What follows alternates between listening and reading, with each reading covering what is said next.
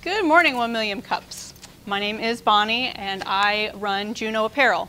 Juno Apparel offers a line of insect repellent maternity clothing. Now, when I say insect repellent maternity clothing, I get a lot of common reactions to that. One being, oh, I need that, bugs love me. Another one is, oh, that's perfect for Florida. But the main reaction that I get when I say that is, how does that work? All of our clothing is bound with a chemical, permethrin. Permethrin is a synthetic insecticide that's been approved by the EPA since 1979. It was actually reevaluated because they reevaluated all of the old chemicals that they used and reapproved in 2007. As a topical cream, it's actually approved by the FDA, and the cream is on the World Health Organization's list of essential medicines. The way that, this is actually an infographic from the CDC. The CDC recommends using permethrin-treated clothing to prevent insect bites. Juno has a partnership with Insect Shield. Insect Shield has been in business since 2001. They actually are the company that has the contract with all of our soldiers' uniforms. So that way when they go out, they don't get bit by horrible malaria-causing bugs and things like that. Juno was founded by my sister, Dr. Angelita Callahan. She's a retired Army physician.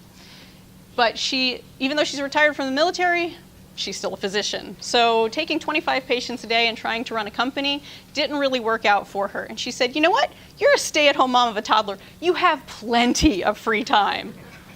I said, okay, why not? I'll take on the company. Unfortunately, she sold me the company in December of last year, and then January 5th, I actually started chemotherapy to treat my triple-negative breast cancer. Great news, though. July 7th, I finished all of my treatments, and I am cancer-free. This picture was taken in Easter of this year.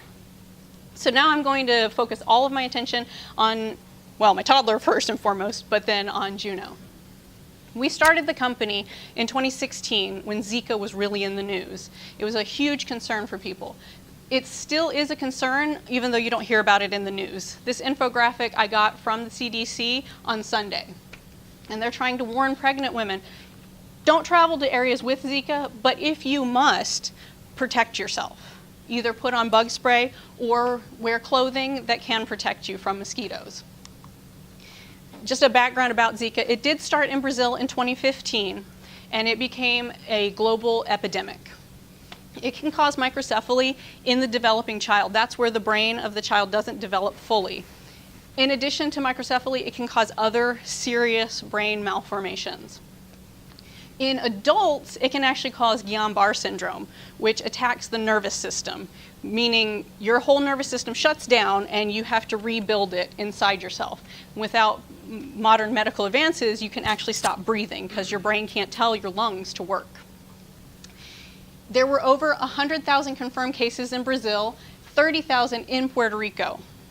And in the US, during 2016, we had 236 cases inside the United States. That's not counting over 5,000 cases that were brought into the United States via travel. The problem with Zika is that it's carried by one species of mosquito, but that is the most common mosquito in the world. This is a map, again taken Sunday from the CDC's website, of all of the countries that are currently battling Zika. And as you can see, Mexico, Cuba, and Puerto Rico, they're really close neighbors, so it is possible that Zika could come back into our country.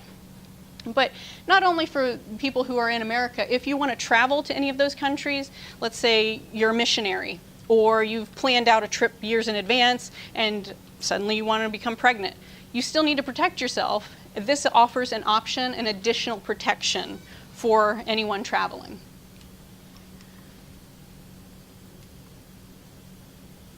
Okay.